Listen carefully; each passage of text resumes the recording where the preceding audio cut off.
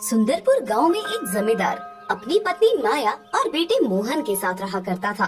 मोहन की वैसे तो 2 पत्नियां थी, पर दोनों ही कैद खाने में थी।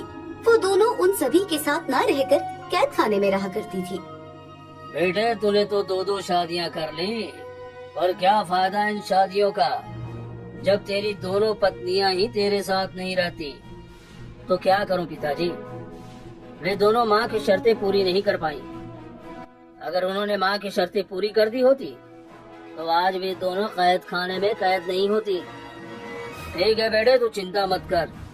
तूने अपने पसंद की शादी की, इसलिए तेरी माँ ने उनकी परीक्षा ली, लेकिन वे दोनों उस परीक्षा में पास नहीं हो पाई।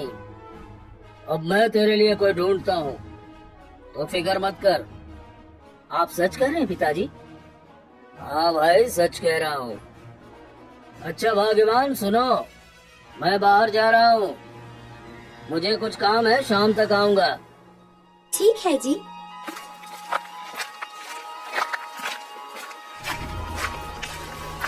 जमींदार चलते चलते काफी दूर निकल जाता है। जब चलते चलते वो जंगल पहुंचता है, तभी उसे बहुत जोरों की प्यास लगती है। क्या करूं? बहुत जोरों की प्यास लग रही है, और इस जंगल में तो कोई नदी तालाब भी नहीं दिखाई दे रहा।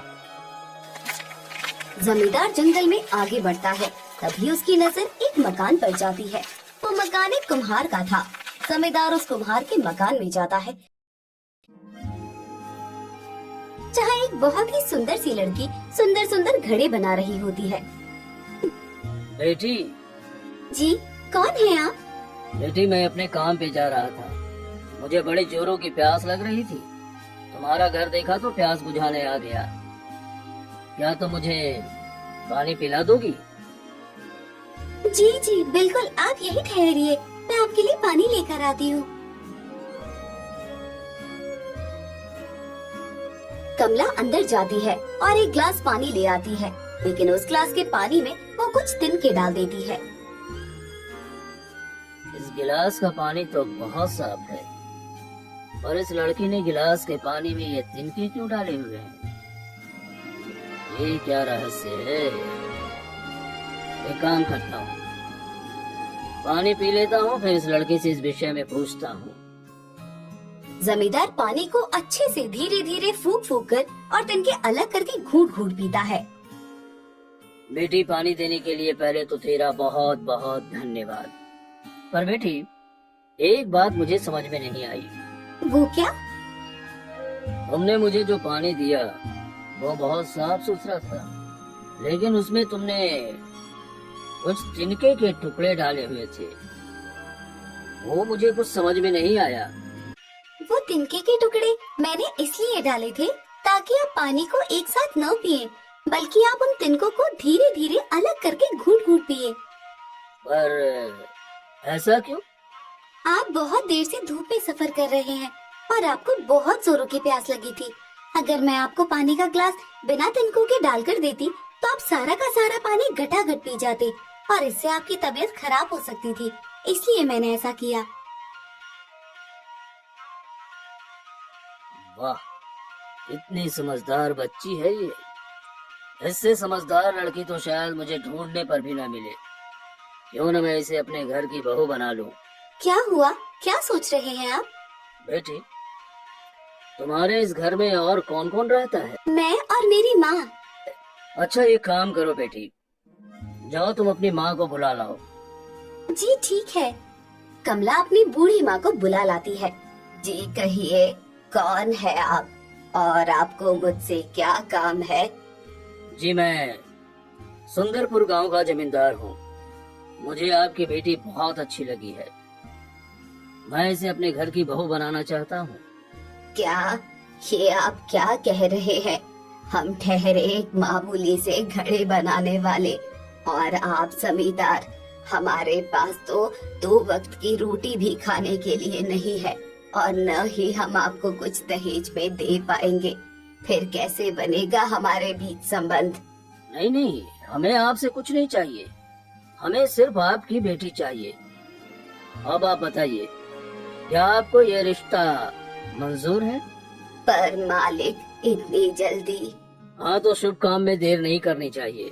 फिर ठीक है, मैं कल ही बारात लेकर आपके घर आता हूँ। माँ, आप इन्हें हाँ कह दीजिए। बेटी, तू ये क्या कह रही है? मैं इन्हें कैसे हाँ कह दूँ? हमारे पास तो 2 वक्त की रोटी खाने के लिए भी कोई अनाज नहीं है। फिर सारी बारात को खाना कैसे खिलाएंगे? माँ, मैं हूँ ना, आप फिक्र मत कीजिए। आप बस हाँ कह दीजिए, बाकी मैं देख लूंगी। ठीक है मालिक, आप कल बारात लेकर आ जाइए। जमींदार अपने घर चला जाता है।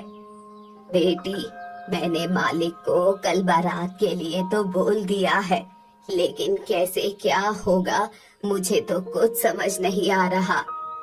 माँ, आप फिक्र मत कीजिए, सुबह देखते हैं जो भी होगा। माँ, ओ माँ, जल्दी उठ। क्या हुआ बेटी? जल्दी से गांव के 2 लोगों को बुला ला जो डोली को उठा सके। साथ में एक दिया और माचिस भी रख देना और मुझे तैयार करके बारात आने से पहले भिजवा दे। बुढ़िया ने ऐसा ही किया। जब आधे रास्ते में दूल्हा बारात समेत आ गया, तब कमला भी पहुंच जाती है। भैया, डोली यही रोक दीजिए। ये क्या बेटी, तुम क्यों आ गई? देखिए जी, आप ठहरे बड़े जमींदार और हम हैं एक गरीब। हमने सोचा कि रिश्ते की तो वैसे भी बात पक्की हो गई है, आप क्यों अपने आप को तकलीफ दे, हम खुद ही आ जाते हैं। वैसे खाना बन गया है, अगर आप सभी को हमारे घर चलना है तो चल सकते हैं। खाना वाना खाकर हम वापस आ जाएंगे। अरे नहीं नहीं नहीं, काफी लंबा सफर है। अब इतना लंबा सफर करने से क्या मतलब? हमें तो वैसे भी अपने घर की बहू मिल गई है, तो अब हमें वहाँ जाने की क्या जरूरत है। हम यहीं से वापस चलते हैं और यही अच्छा भी होगा। जमींदार ऐसा कहकर कमला को अपने घर ले आते हैं। अब मैं अपनी पसंद की बहू तो ले आया, पर मुझे डर है कि कहीं मेरी पत्नी इसे भी परीक्षा में फेल न कर दे। इसकी शर्त 2 बहुओं पर तो भारी पड़ गई है, अब इस पर भी न पड़ जाए। ले आए अपने पसंद की बहू।